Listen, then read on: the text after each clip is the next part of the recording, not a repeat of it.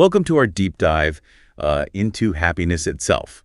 Today we'll be exploring The Art of Happiness by the Dalai Lama and psychiatrist Howard Cutler. A fascinating blend of personal anecdotes, scientific research, and Buddhist philosophy. Right.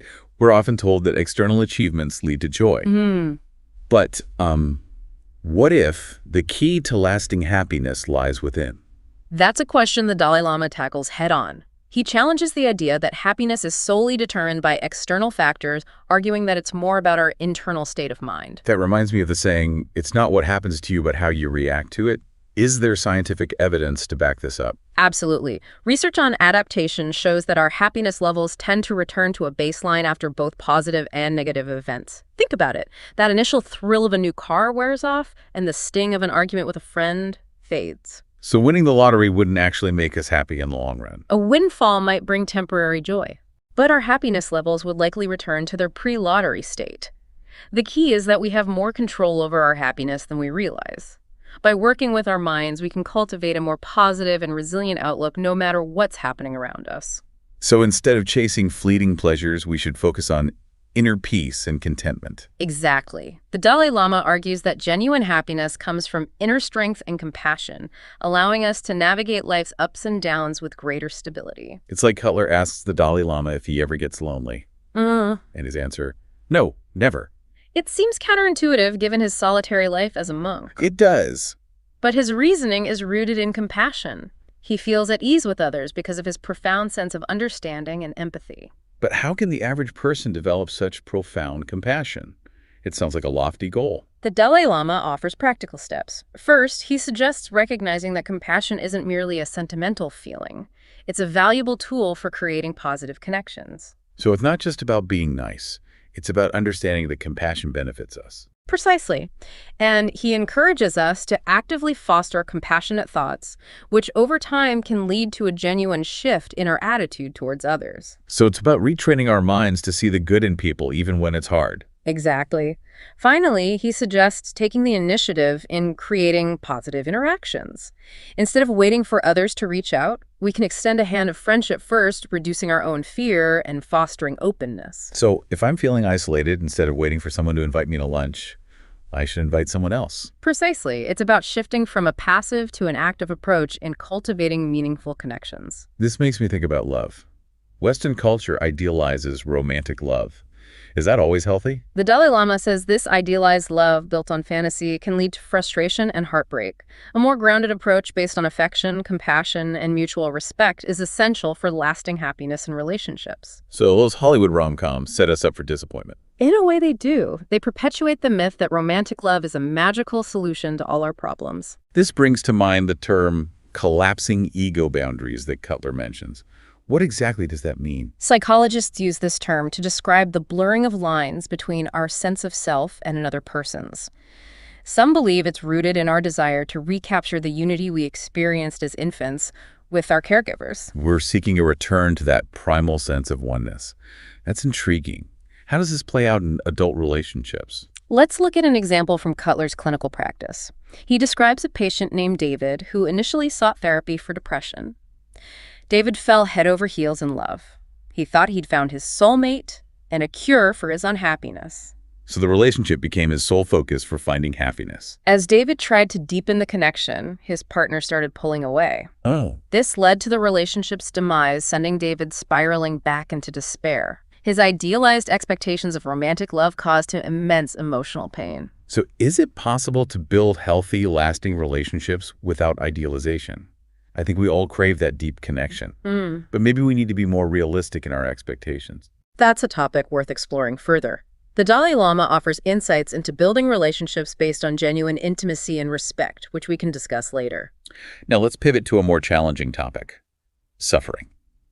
As Viktor Frankl said, man is ready to shoulder any suffering as long as he can see a meaning in it. How does the Dalai Lama view suffering, particularly in the context of finding happiness? He believes that accepting suffering as an intrinsic part of life is crucial for coping. Instead of viewing it as an anomaly, we should understand that suffering is universal and teaches valuable lessons. That's easier said than done. How can we apply this acceptance when facing problems that seem insurmountable? The Dalai Lama compares reflecting on suffering to a military exercise. By familiarizing ourselves with hardships in advance, we build resilience, which allows us to remain stable when they arise. So it's like preparing for battle by training rigorously so we're not caught off guard. Exactly. He also suggests analyzing the roots of our discontent, recognizing that in our daily lives, suffering often outweighs joy. By understanding the causes of our suffering, we can address them proactively. That's a little bit sobering. But I see how facing suffering head-on can lead to self-awareness and growth. Is there any benefit to this kind of introspection for those of us who aren't Buddhist monks? Absolutely. Acknowledging the role of suffering can motivate us to make positive changes and pursue happiness.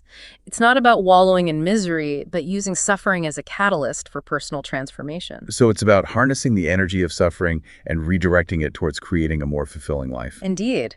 The Dalai Lama believes that facing suffering with courage and wisdom can lead to personal growth and ultimately greater happiness. So we've talked about accepting the inevitability of suffering, but what about practical strategies for cultivating happiness? If it involves eliminating negativity, where do we even begin? The Dalai Lama has a three-step process. First, education and awareness, understanding the impact of negative behaviors. It's like recognizing the effects of unhealthy habits on our bodies, but applied to our mental and emotional states. Precisely. Once we grasp negativity's harmful nature, we move to the second step, deepening that awareness into conviction. This goes beyond intellectual understanding. It means developing a strong determination to change. It sounds like moving from knowing something's bad to genuinely wanting to break free. That's a great way to put it. Lastly, consistent effort is key to establish new habits.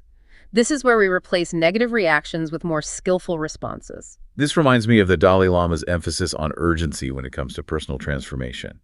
It seems to contrast with stereotypical views on Asian passivity, don't you think? Indeed. It highlights the importance of taking ownership of our happiness and not delaying our efforts. He also stresses sincere motivation and honesty in overcoming fear and anxiety. He even says he experiences pre-lecture nerves despite decades of public speaking. It's comforting to know that even the Dalai Lama experiences those human moments of vulnerability.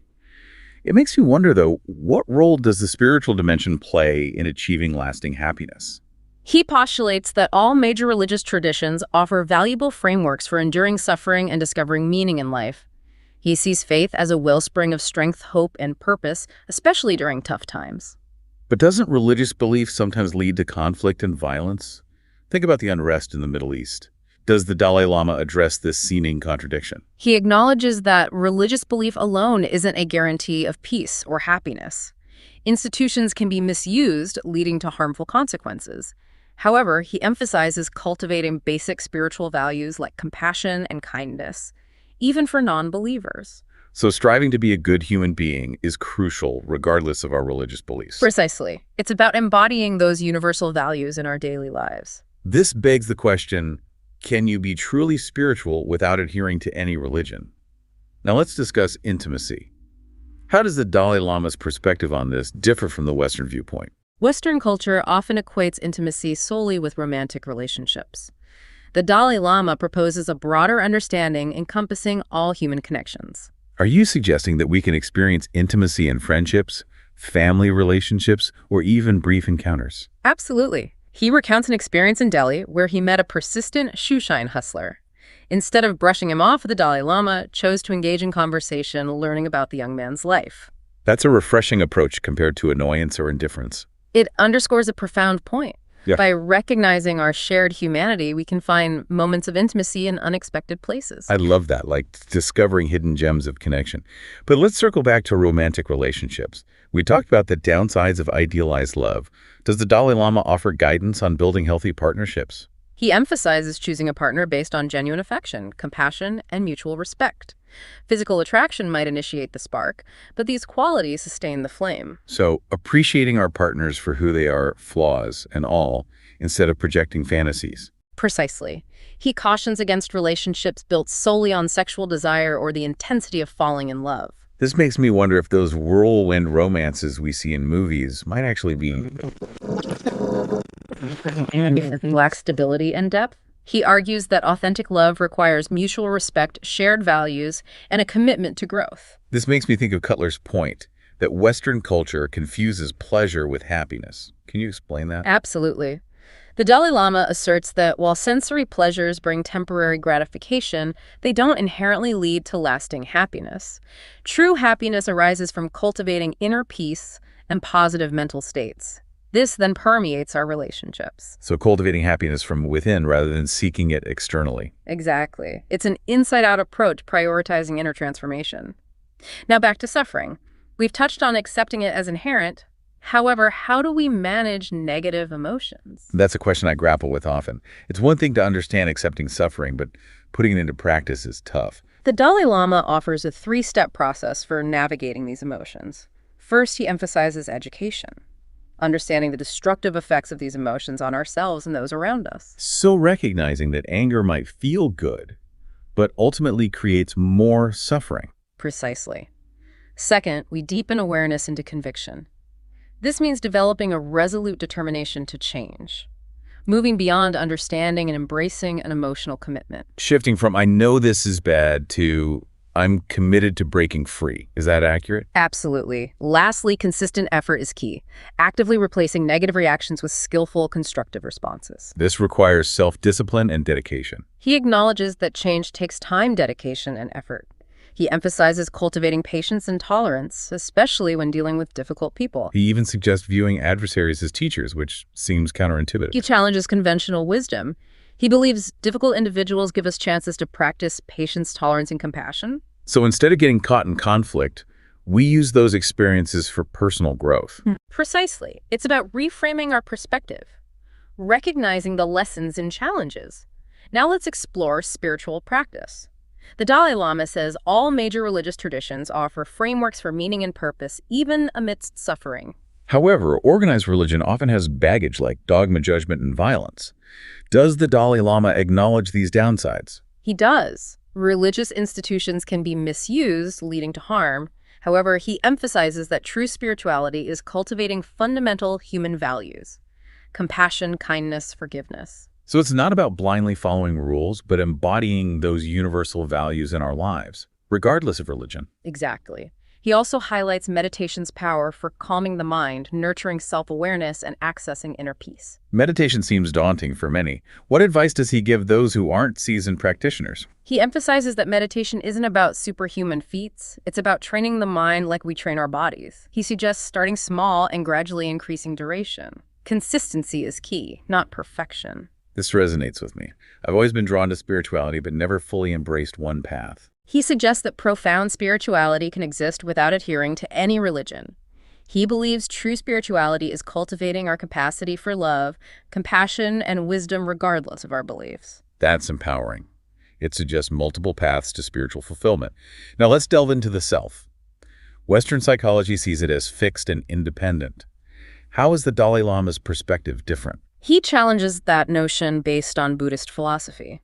He says the self isn't static, but a fluid, interconnected process. So instead of a noun, it's more like a verb, an ongoing process. Brilliant. He explains that our sense of self is shaped by countless factors: experiences, relationships, thoughts, emotions, and our bodies. This is fascinating and complex. Yeah. If the self isn't fixed, what is it? How do we define it? He suggests thinking of the self as the act of experiencing, perceiving, and engaging. It's not something we have, but something we do. This challenges the idea of a separate self and points to our interconnectedness. Precisely. It highlights that we're not isolated, but parts of a vast, interconnected web. That's a profound shift. Does this understanding help us cultivate compassion? Absolutely. By recognizing our interconnectedness, we appreciate the shared human experience, fostering understanding and compassion. Now let's discuss anger, often seen negatively. How does the Dalai Lama's perspective differ? We're told to suppress anger, to calm down, or let it go. Does anger have a place in a happy life? The Dalai Lama says anger, like all emotions, can be beneficial or harmful depending on its motivation. He believes in healthy anger, like anger fueled by compassion to fight injustice or protect loved ones. The anger we feel witnessing mistreatment or injustice. Precisely. He distinguishes between anger from concern and anger from ego. But even righteous anger can be destructive if not channeled well. So how do we make sure our anger doesn't lead to harm? How can we harness it positively? The Dalai Lama emphasizes patience, tolerance, and wisdom. When anger arises, pause, examine its root, and consider the consequences before reacting. Responding mindfully instead of reacting impulsively, choosing a better response. Exactly. He also stresses cultivating humor and perspective. Humor helps us detach from rigid viewpoints, see the absurdity of our reactions. Don't sweat the small stuff. Finding humor in challenges diminishes their power. Precisely. Cultivating perspective helps us reframe challenges and avoid negativity. Now, fear is another universal emotion. The Dalai Lama acknowledges fear can be motivating in danger, but cautions against letting it rule us. That makes sense. How does he differentiate between helpful and unhelpful fear? He distinguishes between fear from real threats and fear from mental projections and anxieties. So fear of public speaking is different from fear of a bear chasing you. One's a real threat, the other is imagined. Precisely. When fear surfaces, examine its validity. Is there a genuine threat, or are we catastrophizing? If a real threat exists, focus on taking action, not succumbing to fear. Courage isn't the absence of fear, but action in the face of fear, focusing on what we can control. Exactly. He emphasizes that action is often the best remedy. But what about general fears, like fear of failure or the unknown? How do we approach those? Those can be incredibly debilitating. He suggests they stem from a lack of self-confidence. We fixate on negative possibilities. He emphasizes cultivating self-compassion, acknowledging everyone makes mistakes, and viewing failures as growth opportunities. So instead of berating ourselves, we learn to embrace imperfections. Precisely. Shifting from self-criticism to self-acceptance and growth. Now, self-esteem is highly valued in Western culture. What are his thoughts on this? We constantly hear about its importance for happiness. It seems like whole industries are built around boosting self-esteem. He offers a nuanced perspective. While acknowledging a healthy sense of self-worth, he cautions against ego and arrogance.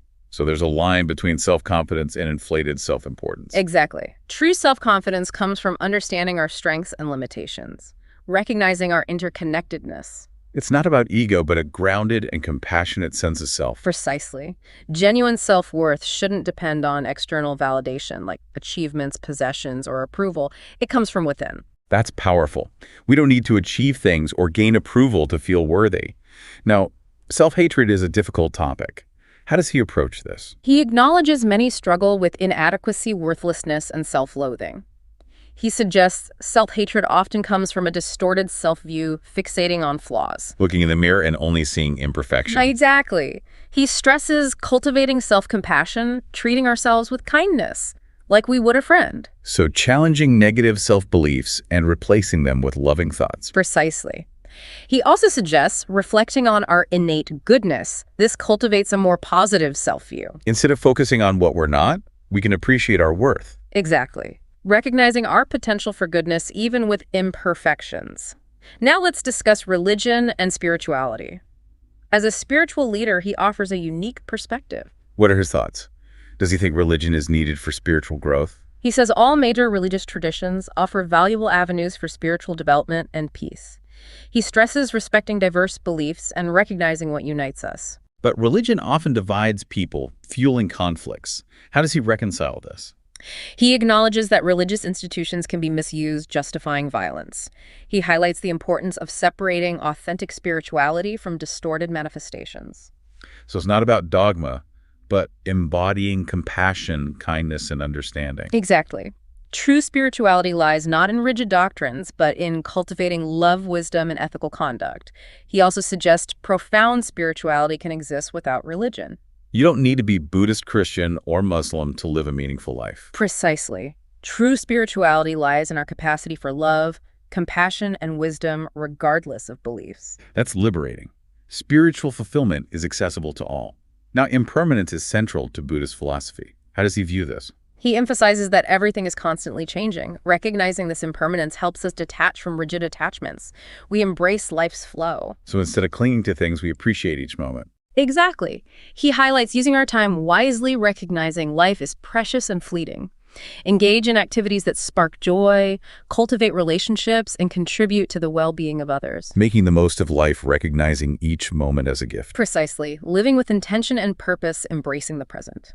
Now let's dive into consciousness. He offers a perspective that challenges conventional understandings. Okay, I'm ready. What insights does he offer? He states that consciousness isn't just a byproduct of the brain, it's fundamental to reality, inherently luminous and pure, though often obscured by thoughts, emotions, and conditioning. Like a clear sky, even when there are clouds. Our true nature is clear, even if hidden. A beautiful analogy. He emphasizes that through meditation and spiritual practices, we cultivate awareness, uncovering our consciousness's true nature. Peeling back mental clutter to reveal clarity and wisdom. Precisely. It's about recognizing that our true nature isn't defined by fleeting thoughts and emotions, but by a deeper awareness beneath. That's empowering. We all have the potential to access this deeper awareness. Now let's talk about karma. Often misunderstood. How does his perspective differ from what goes around comes around? He presents a nuanced understanding rooted in Buddhist philosophy. Karma isn't fate or predestination. It's the natural consequences of our actions. Not about an external force judging us, but the cause and effect of our choices. Exactly. Every action creates an imprint on our minds, influencing future experiences. We can't change the past, but we can act skillfully in the present, shaping our future. That's powerful. We can create a positive future through our choices. Precisely. It emphasizes living with intention and awareness, recognizing our actions' impact. Now let's address death, a topic often met with fear and uncertainty. How does he approach this? He emphasizes that death is not the end, but a transition.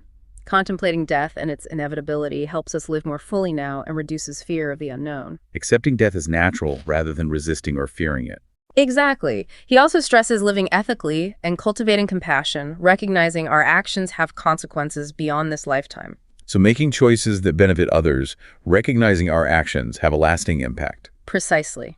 By living a purposeful life, we can approach death peacefully, knowing we've lived by our values. That's comforting. We prepare for death not by fearing it, but by living fully and contributing to the world. Now let's talk about intimacy. How does his view differ from the West? He sees intimacy more broadly than the West, which often limits it to romance. He believes intimacy exists in all human connections. So in friendships, family, even brief encounters. Absolutely. He tells a story about a persistent shoeshine hustler in Delhi. Instead of ignoring him, the Dalai Lama talked with him, learning about his life. It's powerful how we can connect in unexpected places. It highlights that we're all human and connected. Let's go back to romantic relationships. We talked about the problems with idealized romance. Does the Dalai Lama have advice for building healthy, lasting partnerships? He stresses choosing partners based on affection, compassion, and mutual respect. While attraction can start things, those qualities help relationships endure. So appreciate partners for who they really are instead of who we want them to be. Precisely. Avoid relationships built only on desire or infatuation. They need more to last. This reminds me of Cutler's observation that the West confuses pleasure with happiness. Can you explain that further? The Dalai Lama says that while sensory pleasure is temporary, it doesn't bring true happiness. True happiness comes from inner peace and positive mental states. Cultivating happiness from within. Exactly. Now let's think about suffering again. We've discussed acceptance, but how do we deal with the negative feelings suffering brings up? It's hard to put acceptance into practice. The Dalai Lama has a 3-step process for negative emotions. First, understand that they're destructive. Like realizing that unhealthy habits are bad for us physically. Yes. Then move towards a real desire to change. Deepen awareness into conviction. Going from this is bad to I'm going to change this. Yes. And finally, put in the effort to change those reactions. This reminds me how the Dalai Lama stresses urgency when it comes to personal growth. It's not what people expect. He's saying we need to take responsibility for our own happiness. He also stresses honesty and motivation. He even admits to being nervous before he speaks. It's good to know that he has vulnerabilities too. Speaking of challenges, what does he say about spirituality and happiness? He says that all the major religions can help us find meaning even when things are hard. Faith gives us strength, hope, and purpose. But what about the conflict and violence we see in religion? He acknowledges that just believing doesn't guarantee peace. Religions can be misused. But he emphasizes the basic values like compassion and kindness, even if you don't follow a religion. So it's about being a good person regardless of your beliefs. It's about putting those values into practice. So can you be spiritual without religion? Let's move on and talk about intimacy. What's the Dalai Lama's perspective? He has a broader view than Western culture, which equates intimacy with romance. He includes all human connections. So friendships, family, and even quick meetings with strangers. Yes. He tells a story about meeting a shoeshine hustler in Delhi. He didn't ignore the man, but instead had a conversation with him. That's different from what most people would do. It's about seeing our shared humanity. We can find intimacy in unexpected places. We talked before about the problems with idealized romance. Does he have advice on building healthy partnerships? He says to choose a partner based on affection, compassion, and mutual respect. Attraction might bring you together, but those other qualities will keep you together. Appreciate your partner for who they really are. Exactly. He says to avoid relationships based only on desire because they often don't last. Cutler said that Western culture confuses pleasure with happiness. Can you explain that? The Dalai Lama says that while pleasure can feel good, it doesn't lead to lasting happiness. True happiness comes from inner peace. So work on yourself first. Right. Now let's talk about suffering again. We've talked about acceptance. But how can we manage the negative emotions? It's hard to actually practice acceptance. The Dalai Lama says there's a three-step process. First, learn about how destructive negative emotions are. Like understanding that unhealthy habits are bad for your physical body. Exactly. Then you have to really want to change. Going from knowing something is bad to wanting to change it. Right. And the final step is to put in the effort to change how you react. That takes a lot of self-discipline. He knows that change takes time and effort. He says to focus on being patient, especially when dealing with difficult people. He even says to look at difficult people as teachers. It's a challenge to think of it that way, but Yeah. he believes we can learn patience and compassion from those people. So use those interactions for growth. Right. Now let's talk about spiritual practice. The Dalai Lama says that all religions can help us find meaning in life. But religions can have problems too, with dogma and even violence. Does he talk about that? He knows that religion doesn't guarantee peace, but he stresses the importance of basic values like compassion and kindness, even for people who aren't religious. So be a good person. Right. He also talks about meditation and how it can help us find inner peace. Meditation can seem difficult. What would he say to people who haven't done it before? He says that you don't have to be an expert. Just start with small practices and slowly do more. That makes sense to me. Yeah. I've always been interested in spirituality, but never really followed one path. He says that you can be spiritual without religion. It's all about cultivating love, compassion, and wisdom. It's encouraging that there are many paths to spiritual growth. Now let's talk about the self. Western psychology sees the self as something fixed. What did the Dalai Lama say? He says that the self isn't static, but a process. So it's not a noun, but a verb. That's a good way to put it.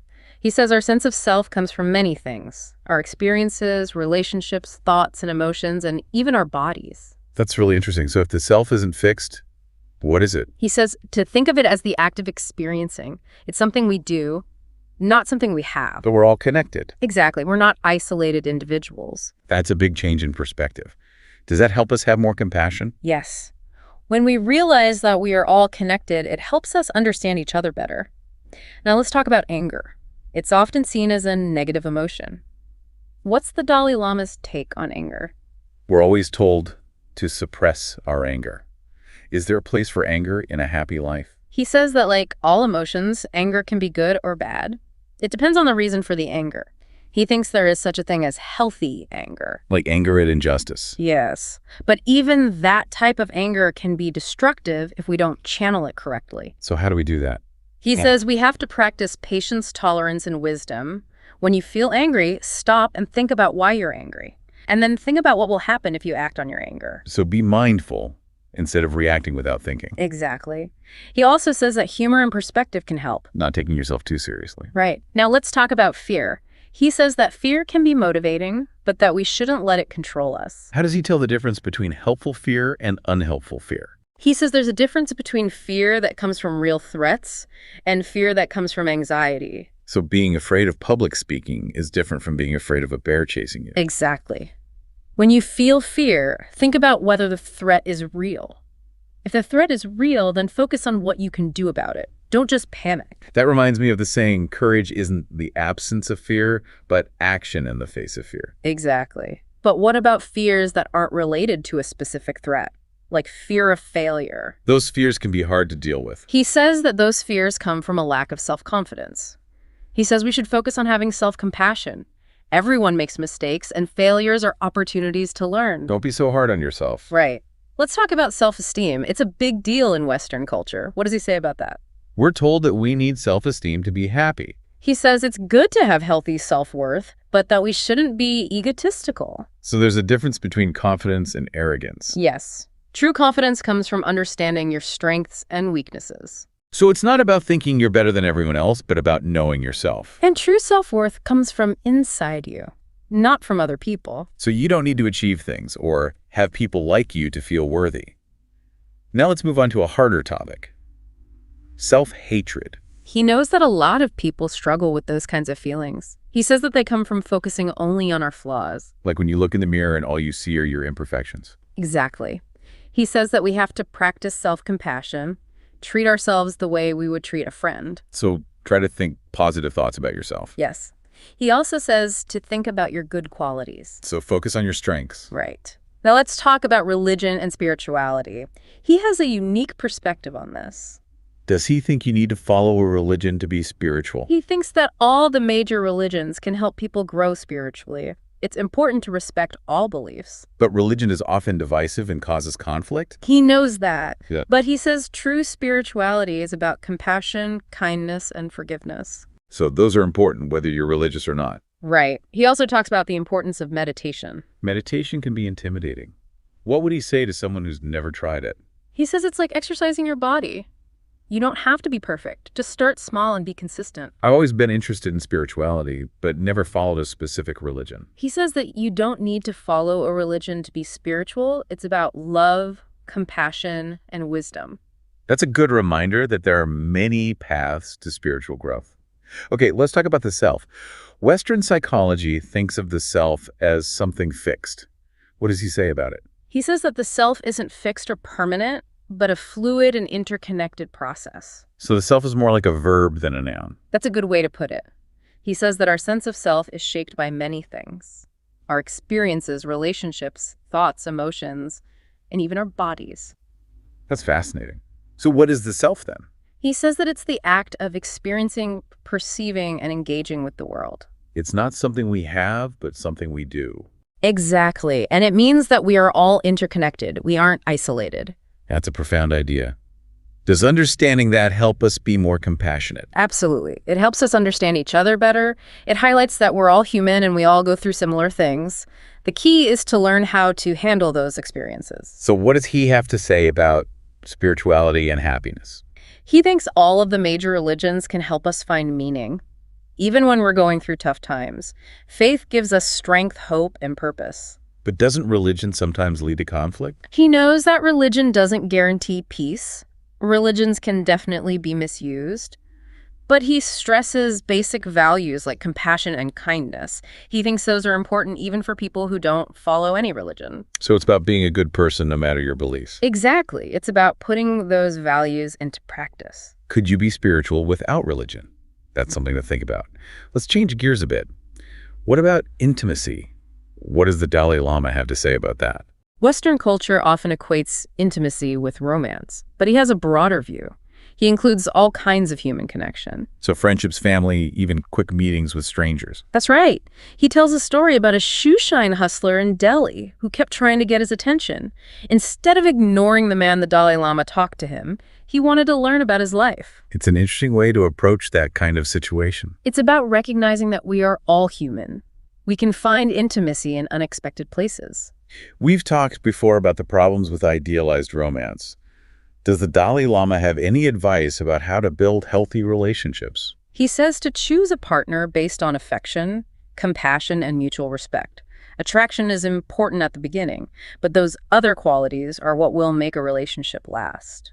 So you should value your partner for who they are. Right. He says relationships that are based only on desire usually don't last. Cutler said that Western culture mixes up pleasure with happiness. Can you talk more about that? He says that although pleasure feels good, it doesn't create lasting happiness. True happiness comes from inner peace. So we should focus on working on ourselves. Right. Now let's go back to suffering. We've talked about how important acceptance is, But how do we actually deal with the negative emotions? It's hard to put acceptance into practice. The Dalai Lama says there are 3 steps. First, learn about how destructive negative emotions are. It's like when we learn that unhealthy habits are bad for our physical body. Exactly. The second step is to actually want to change. To go from knowing something is wrong to wanting to change it. Right. And the final step is to actually put in the effort to change how you react to things. That's going to take self-discipline. He knows that change takes time and effort. He says to practice being patient, especially when you're around difficult people. He even says to think of difficult people as our teachers. It's a challenge to think of it that way. Yeah. But he believes those are the people who can teach us patience and compassion. So we can use those interactions to help us grow. Right. Now let's talk about spiritual practice. He says that all religions can help us find meaning in our lives. But religion can sometimes be negative with dogma and violence. Does he address that? He knows that religion doesn't automatically mean peace, but he emphasizes basic values like compassion and kindness. Those values are important even if you aren't religious. It's about being a good person. Exactly. He also talks about how meditation can help us find inner peace. A lot of people are intimidated by meditation. What would he say to them? He would say that you don't have to be an expert to meditate. Just start with small practices and be consistent. That's good advice. I've always been interested in spirituality, but never felt drawn to one specific religion. He says that you don't need to follow a religion to be spiritual. True spirituality is about love, compassion, and wisdom. I like that. It means that there are many paths to spiritual growth. Now let's talk about the self. Western psychology says that the self is fixed and permanent. How is that different from what the Dalai Lama says? He says that the self is not fixed or permanent. He says it's a fluid process that's always changing. It's more like a verb than a noun. That's a good way to think about it. He says our sense of self comes from a lot of things. Our experiences, relationships, thoughts, and emotions, and even our bodies. So what is the self then? If it's not fixed? It's the act of experiencing and perceiving and engaging with the world. We don't have a self. We do self. It's about action.